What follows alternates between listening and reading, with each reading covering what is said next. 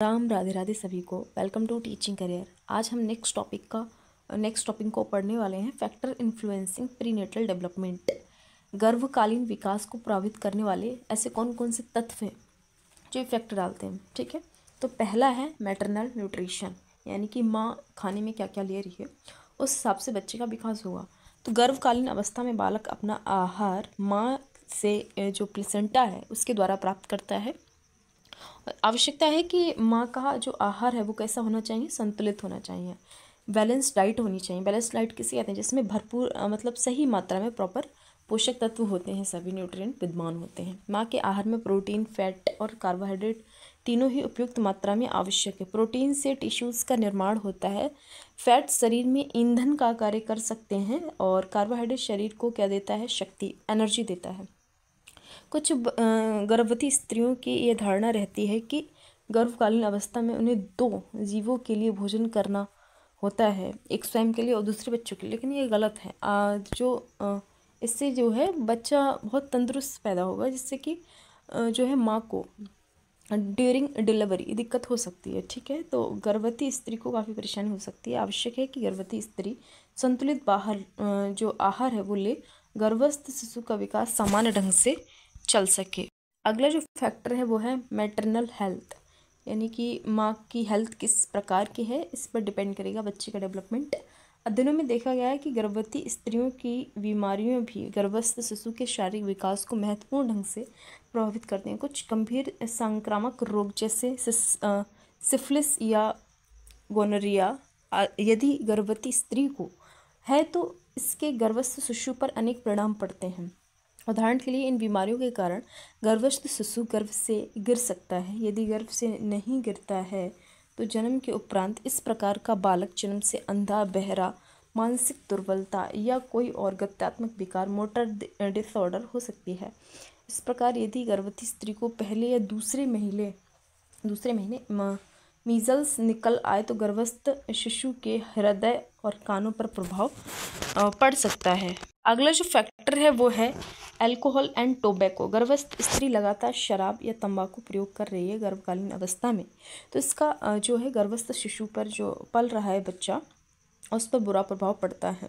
उदाहरण के लिए यदि मदिरापान के प्रभाव में देखा जाए तो गर्भस्थ शिशु में बेचैनी, हृदय की धड़कनें आक्रामक हो जाती हैं। तंबाकू का ज़्यादातर अगर सेवन किया जाए तो वो तो हानिकारक होता ही है। तंबाकू में क्या होती है, निकोटीन होती है, जो क्या करती है, एक शक्तिशाली निकोटिक पॉइजन है एक तरीके से। और एक अध्ययन में सोनटैक 1938 में देखा गया कि ऐसी गर्भवती स्त्रियों का गर्भस्थ शिशु परिपूर्ण रूप से परिपक्व होने से पहले ही जो है जन्म लेता है। ठीक है, यानी कि उस बच्चे की प्री डिलीवरी हो जाती है। नेक्स्ट जो फैक्टर है वो है माता पिता की आयु, यानी कि मैटरनल एज कितनी है, बेसिकली माँ की आयु कितनी है, ये भी डिपेंड करेगा। लोगों में ये आम धारणा है कि अधिक आयु के माता पिता की संतानें अधिक बुद्धिमान होती हैं, परंतु ये धारणा बहुत ही ठीक नहीं है। हरलॉक 1974 में इनका ये विचार आया कि स्त्री की आयु 21 वर्ष उपयुक्त है यदि इस आयु से पूर्व स्त्रियों का जनन अंग पूर्णतः परिपक्व नहीं होता है। यद्यपि बालक का जन्म तो 15 साल की लड़कियों में भी देखा गया है कि जनरली होता है। जो चाइल्ड मैरिज है, कई सारे राज्यों में चाइल्ड मैरिज प्रचलित है, तो वहाँ पर तो इस तरह की स्थिति देखी जा सकती है। इसी प्रकार से स्त्री की आयु जो है 28 वर्ष से अधिक नहीं होनी चाहिए। इस आयु के बाद गर्भस्थ शिशु के शारीरिक विकास में अनेक अनियमितताएं आ सकती हैं और बुद्धि परीक्षण संबंधी अध्ययनों में देखा गया है कि प्रतिभाशाली बालकों के पिता की औसत आयु का विस्तार 30 से 34 वर्ष जो है था। ठीक है, नेक्स्ट जो फैक्टर है वो है माँ की संवेगात्मक अनुभूतियाँ, मैटरनल इमोशंस। ठीक है, तो इसमें क्या है, एक अध्ययन जो किया गया P.H. गेबहर्ड 1958 में देखा गया कि यदि गर्भकाल की प्रारंभिक अवस्था, स्टार्टिंग की जो एज होती है, गर्भवती स्त्री में संवेगात्मक तनाव अधिक रहता है और अधिक दिनों तक रहता है, तो क्या होता है, इससे गर्भस्थ शिशु के विकास पर गंभीर परिणाम देखे जा सकते हैं। और इन परिणामों में बालक के शारीरिक मानसिक दोष जो है वो उत्पन्न हो सकते हैं। अध्ययनों में देखा गया है कि अवस्था में उत्पन्न बालकों को जन्मोपरांत समायोजन संबंधी कठिनाइयाँ होती हैं। एक अध्ययन LW सोनटैंग 1955 में देखा गया कि गर्भवती स्त्री यदि गर्भकालीन अवस्था में अधिक चिंतित रहती है, बहुत ज़्यादा चिंताएं करती है, तो ऐसी स्त्रियां जो जिस बच्चे को जन्म देती हैं वो अपेक्षाकृत कम बुद्धि वाले वो बच्चे होते हैं। अगला जो फैक्टर है वो है एटीट्यूड्स ऑफ पेरेंट्स, माता पिता की अभिवृत्तियाँ। माता पिता तथा परिवारजनों की अभिवृत्तियों का प्रभाव भी गर्भस्थ शिशु के विकास पर पड़ता है, परंतु ये प्रभाव जो है प्रत्यक्ष ना होकर अप्रत्यक्ष होता है। कई बार नवविवाहित दंपत्ति तुरंत बच्चा नहीं चाहते। कुछ माता पिता अपने होने वाले बच्चे के संबंध में कल्पना बना लेते हैं। यदि इनका स्वप्न बालक जो ड्रीम चाइल्ड है वो स्वस्थ, सुंदर और कुशाग्र बुद्धि वाला है और वास्तव में उत्पन्न होने वाला बालक जो है तो ऐसी अवस्था में क्या होता है, माता पिता के सपने जो है वो टूट जाते हैं। वे बेमन से अपने बच्चे की सेवा करते हैं, फलस्वरूप उनका जो विकास है वो प्रभावित होता है। कुछ माता पिता बच्चा नहीं चाहते। इस प्रकार की अभिवृत्ति वाले दंपत्ति के जब बच्चा होता है तो वह अपने बच्चे का सामान्य और स्वस्थ ढंग से लालन पालन नहीं करते हैं और फलस्वरूप बच्चे में विकास संबंधी जो विकृतियाँ होती हैं वो उत्पन्न हो जाती हैं। अगला देखा जाए तो अन्य कारण भी हो सकते हैं इसके जो है डेवलपमेंट के ड्यूरिंग द प्रेगनेंसी। यजुर्वेद में लिखा गया है कि जननी किस प्रकार अपनी संतान धारण करे, किस प्रकार अपनी संतान विकास करे, और अर्थात गर्भ अवस्था में जननी स्पष्ट, सत्य और शिष्ट और सुमधुर भाषण करे तो बालक की वाणी भी इसी प्रकार की जो है वो बनती है। द्वितीय, उससे प्राणायाम करके अपने प्राणों को जो है वो स्वस्थ रखना चाहिए, जिससे गर्भस्थ शिशु में प्राण शक्ति का विकास हो सके। तीसरी बात क्या है, जननी अपने नेत्रों को स्वच्छ निरोग रखे, जिससे गर्भस्थ शिशु की दृष्टि का निर्दोष विकास हो सके। चौथे, जननी अपनी कानों को शुद्ध स्वस्थ रखे, जिससे गर्भस्थ की श्रवण शक्ति जो है वो निर्दोष रहे। ठीक है। पांचवी बात क्या है, जननी अपनी नाभि को शुद्ध और स्वच्छ रखे, जिससे बालक की नाभि इसी प्रकार की हो। छठी, जननी कामचेष्टा या संभोग से मुक्त रहे, जिससे जो शिशु है कामुकता की विकृति का ना हो। तो ये कुछ फैक्टर थे जो गर्भकालीन जो अवस्था है उस दौरान क्या है प्रभाव डालते हैं। नेक्स्ट हमारा जो टॉपिक है वो है इन्फेंसी। तो क्वेश्चन क्या है, शैशवावस्था से क्या तात्पर्य है, इसके प्रमुख विकास की सविस्तार चर्चा कीजिए। ये हमारा क्वेश्चन है, इन्फेंसी के बारे में हम पढ़ लेते हैं। शैशवावस्था मानव की सर्वप्रामी तथा सबसे महत्वपूर्ण अवस्था है। इस अवस्था की अवधि कुछ लोग 3 वर्ष तथा कुछ 6 वर्ष मानते हैं। इस अवस्था को भावी जीवन की आधारशिला के रूप में देखा जाता है। फ्रायड जैसे मनोवैज्ञानिकों का मानना है कि व्यक्ति अपने भावी जीवन में जो कुछ भी बनना होता है उसका निर्धारण 4-5 वर्ष की आयु तक ही हो जाता है। इस अवस्था में शिशु अपरिपक्व होता है और दूसरों पर पूरी तरह से क्या होता है, डिपेंड होता है दूसरों पर। शारीरिक और मानसिक दोनों दृष्टि से ही वह जो है अपरिपक्व होता है तथा अपनी आवश्यकताओं की पूर्ति के लिए वह दूसरों पर डिपेंड करता है और उसका व्यवहार पूरी तरह से मूल प्रवृत्ति से जुड़ा होता है, जिसकी संतुष्टि वह तुरंत चाहता है। सुख की चाह उसका एकमात्र प्रेरक होता है। वह हर उस कार्य से बचना चाहता है जो तो उससे कष्ट पहुंचाए तथा उस कार्य को करना चाहता है जिसमें उससे क्या मिले, आनंद मिलता हो। ठीक है। शारीरिक विकास किस प्रकार का होता है शैशवावस्था में? शारीरिक विकास की नींव शिशु काल में ही रखी जाती है। यदि आयु में बालक स्वयं उठना, बैठना, चलना सीखता है, फ्रायड के अनुसार जीवन के पहले 4-5 वर्ष में बालक भावी जीवन की नींव रख लेता है। संक्षेप में हम कह सकते हैं कि शिशु जो है काल बालक के जीवन में महत्वपूर्ण स्थान रखता है और इस काल की प्रमुख शारीरिक जो विशेषताएं हैं शारीरिक रूप से वो कौन कौन सी हम देख लेते हैं। शारीरिक विकास में तीव्रता, आकार एवं भार में अनुपात में परिवर्तन, चेंजेस इन प्रोपोर्शन। दांतों का विकास होता है, डेवलपमेंट ऑफ टीथ, हड्डियों तथा मांसपेशियों का विकास, development of bones and muscles. नाड़ी संस्थान विकसित होता है, नर्वस सिस्टम,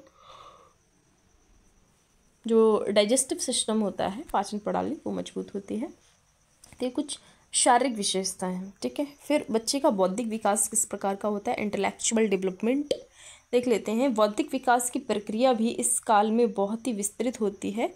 इसमें भाषा विकास, संस्मरण शक्ति, कल्पना, तर्क शक्तियाँ, रुचियाँ, आदतें, बुद्धि, संवेदन, समस्या समाधान आदि पक्ष सम्मिलित होते हैं। इनमें से सभी पक्ष शिशु काल में विकसित नहीं होते। शैशवावस्था के दौरान बौद्धिक विकास का विवरण निम्नलिखित है। भाषा का विकास होता है, development of language, asking questions, छोटे बच्चे बहुत क्वेश्चंस पूछते हैं। ज्ञान इंद्रियों का विकास होता है और रुचियों का विकास होता है, डेवलपमेंट ऑफ इंटरेस्ट। कल्पना शक्ति का विकास होता है, डेवलपमेंट ऑफ इमेजिनेशन। संवेगात्मक विकास होता है, इमोशनल डेवलपमेंट। ठीक है, अगला है जो इन्फेंसी पीरियड है, उसमें सामाजिक विकास किस प्रकार से होता है, तो इसकी कुछ विशेषताएं हैं। ठीक है, पहली विशेषता क्या है, स्वयं केंद्रित बालक, सेल्फ सेंटर्ड बालक जो होता है, माता पिता पर आश्रित होता है।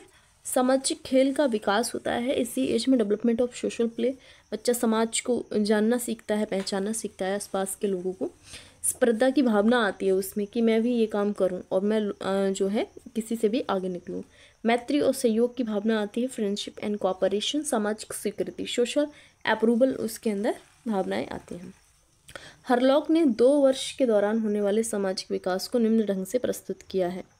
देख लेते हैं हरलॉक ने किस प्रकार से दिया है। तो पहले माह में क्या होता है, मानव और अन्य ध्वनियों में जो है वो अंतर समझता है। ये व्यक्ति की ध्वनि है, मनुष्य की ध्वनि है, ये किसी जानवर की, किसी चिड़िया की ध्वनि है, इस तरह से बच्चा सीखता है। दूसरे माह में क्या होता है, जो बच्चा है, फिर है इमोशनल डेवलपमेंट। इमोशनल डेवलपमेंट किस प्रकार से होता है, बालक के जीवन के संवेगों का महत्वपूर्ण स्थान है और मनोवैज्ञानिकों का मत है कि समस्त संवेग जो हैं वो जन्मजात नहीं होते, उनका विकास धीरे धीरे होता है। गेट्स और इनसे और भी कई सारे साइकोलॉजिस्ट जो है जिनका कहना है प्रारंभ में संवेगात्मक प्रतिक्रियाएं एक सामान्य उत्तेजना मात्र होती हैं, उनमें क्रोध, भय, हर्ष आदि का भी स्पष्ट बोध नहीं होता। शिशु के संवेगात्मक विकास तथा व्यवहार के विषय में निम्न बातें उल्लेखनीय हैं। कौन कौन सी बातें हैं देख लेते हैं। नंबर 1 है, शिशु जन्म के समय से ही संवेगात्मक व्यवहार, जैसे रोना, चिल्लाना, हाथ पैर पटकना आदि ये होते हैं। उनका संवेगात्मक व्यवहार अत्यधिक जो है वो अस्थि होता है। इच्छा पूर्ति में बाधा पड़ने से संवेगात्मक उत्तेजना होती है और इच्छा पूर्ति होते हुए उत्तेजना जो है वो क्या हो जाती है, समाप्त हो जाती है। जैसे भूख से रोता शिशु दूध मिल जाने पर चुप हो जाता है। संवेगात्मक अभिव्यक्ति में धीरे धीरे परिवर्तन हो जाता है। आरंभ में वह प्रसन्न होने पर केवल मुस्कुराता है और धीरे धीरे जो है हंसकर प्रसन्नता प्रकट करता है। नेक्स्ट है, प्रारंभ में शिशु के संवेग अस्पष्ट होते हैं किंतु धीरे धीरे उसमें स्पष्टता आती है।